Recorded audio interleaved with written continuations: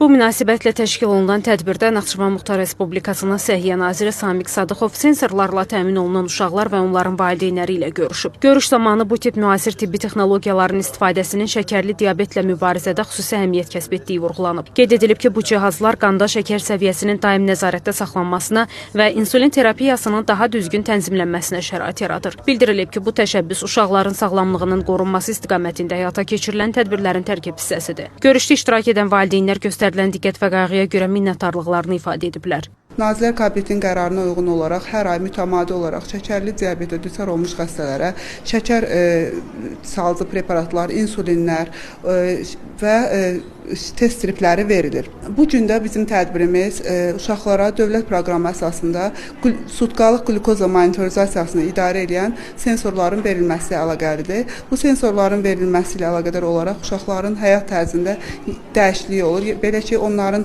şəkərləri daimi nəzarətdə olur. 24 saat şəkərlərini nəzarətdə saxlayırlar, əlləri dəlinməkdən qurtarır və şəkər göstəriciləri aşağı düşür.